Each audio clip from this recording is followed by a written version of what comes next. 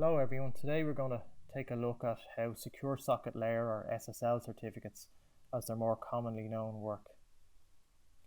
These usually appear on your web browser as the green bar or padlock symbol when you visit a website, and this indicates that the information you are transferring between your machine or mobile device and the website that you're viewing is encrypted and safe.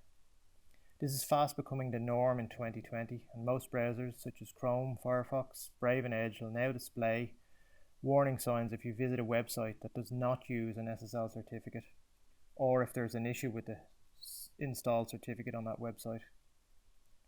The purpose of these certificates is to show a trail of trust and ensure your communication with a website cannot be interrupted over the internet or the network that you're connecting from.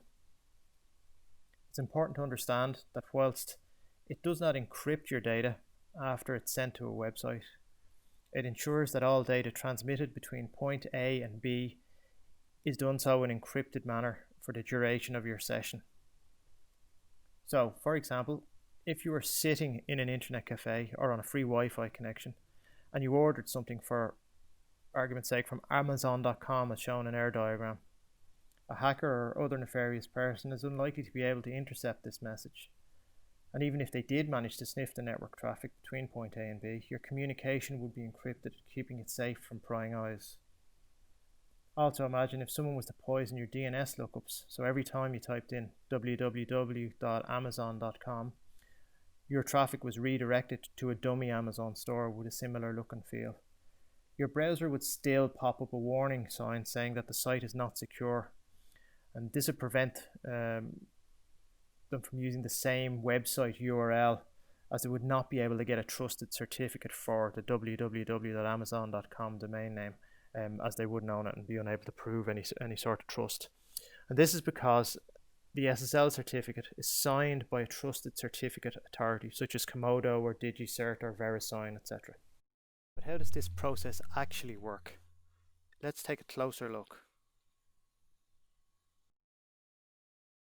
First, the web server owner generates a certificate request consisting of a public and a private key. This public key is then sent to a certificate authority, where it is signed and it becomes trusted, usually after its domain ownership is validated and company and organization ownership is evaluated, in the case where extended validation certificates are used. The signed public key is then returned to the web server owner, and it is this that is presented to the client when people access the website and begin the initial SSL handshake for encryption.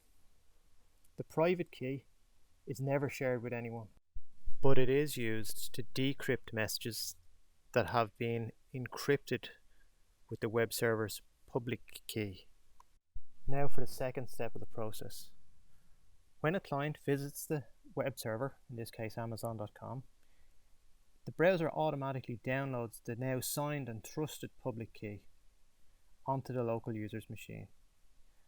The client PC then in turn generates a new symmetrical key to be used for the browser session.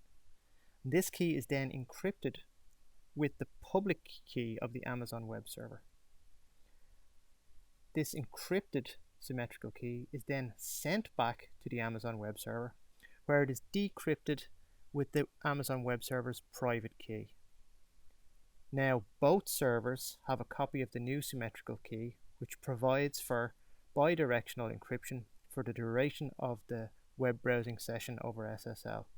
It is this process that occurs automatically every time you open a browser and visit an SSL based web server or site. That's it. Thanks for watching. Please remember to like and subscribe.